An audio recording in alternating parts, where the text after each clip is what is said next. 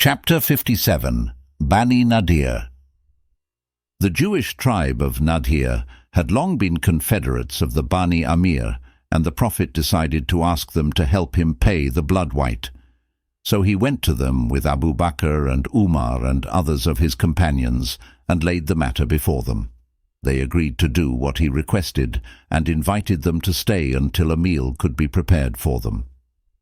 The Prophet accepted their invitation, and some of the Jews withdrew, amongst them one of their chiefs, Ubayy, ostensibly to give instructions about the entertainment of their guests. While they were sitting there in front of one of the fortresses, Gabriel came to the Prophet, unseen by any save him, and told him that the Jews were planning to kill him and that he must return to Medina at once. So he rose and left the company without a word, and everyone assumed that he would quickly rejoin them. But when some time had passed and he had not returned, Abu Bakr suggested to the other companions that they also should go. So they took their leave of the Jews and went to the Prophet's house. He explained to them what had happened, and then he sent Muhammad ibn Maslama to the Bani Nadir, telling him what to say to them. He went with all speed to their fortresses, and some of their leaders came out to meet him. "The messenger of God," he told them, "has sent me to you, and he says, 'By your purpose to slay me, you have broken the pact I made with you.'" Then, having recounted to them the exact details of their plot, as the Prophet had bidden him do, he delivered the gist of his message. "I give you 10 days to depart from my country," says the Prophet.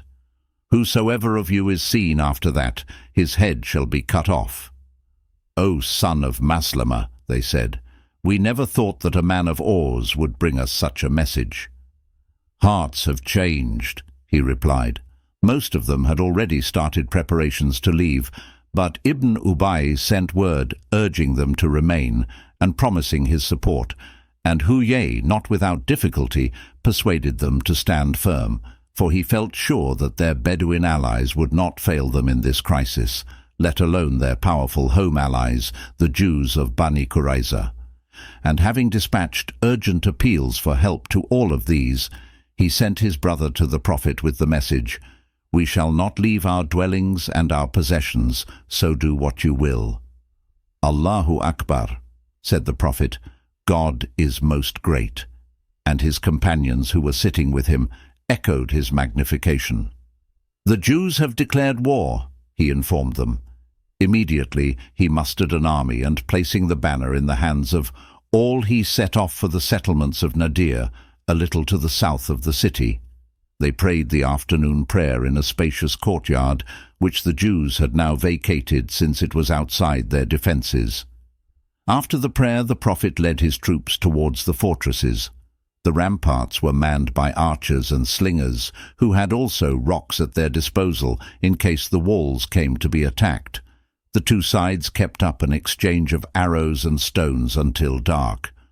The Jews had been astonished by the speed of their attackers, but the next day, so they thought, help was bound to come from Qurayzah and Ibn Ubayy. Then, in 2 days or 3, their allies of Ghatafan would be with them. Meantime, the Muslim army was being increased by a continual stream of men from Medina who had been unable for some reason or another to set out with the Prophet. By the time of the night prayer, the greatly increased army was large enough to surround the enemy on all sides. The Prophet prayed with them and then returned with 10 of his companions to Medina, leaving all in charge of the camp. They chanted a litany of magnification the whole night long, until it was time for the dawn prayer. The Prophet rejoined them in the course of the morning. The days passed, and the Bani Nadir began to despair of the help which many of them had thought to be certain. The Bani Qurayzah refused to break their pact with the Prophet. The Bani Ghatafan maintained an enigmatic silence, and again Ibn Ubayy was forced to admit that he could do nothing. As the hopes of the besieged men dwindled, the mutual animosity amongst them increased.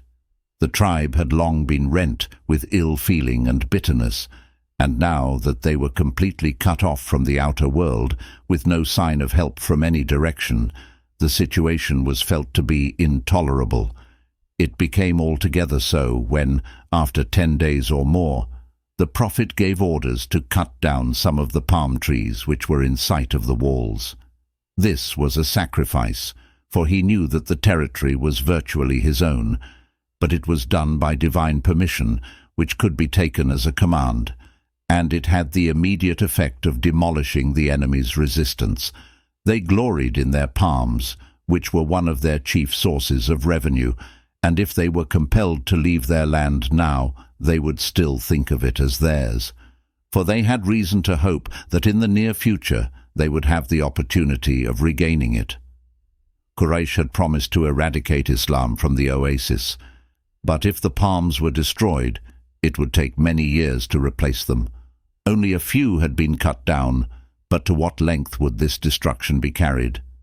Ubayy sent word to the Prophet that they would leave their land, but the Prophet said he was no longer prepared to agree, that they should take all their possessions into exile with them.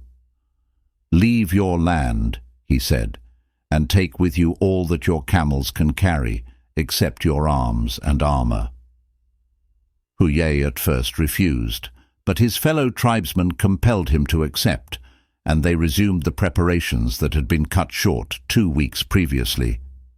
The doors of their houses and even the lintels were loaded onto their camels, and when all was ready, they set off for the north upon the road to Syria.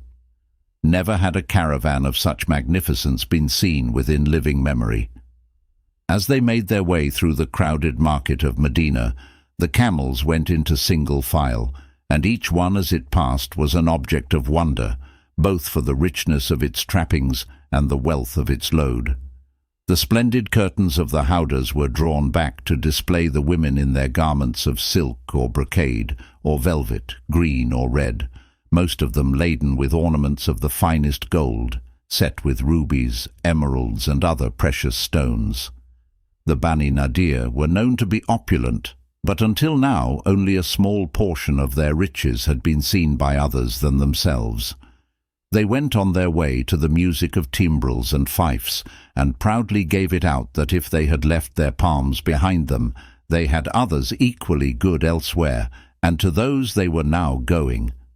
Many of them stopped and settled on land which they owned in Khaybar, but others went further north and settled in Jericho or in the south of Syria. According to the revelation, the land of the Bani Nadir and all that they left behind them was the possession of the Prophet, to be given to the poor and needy, and in particular to the poor emigrants who have been driven from their homes. Only 2 of the helpers were given a share, and that was on account of their poverty. But by giving the main part to the emigrants, the Prophet made them independent, and thus relieved the helpers of a heavy burden.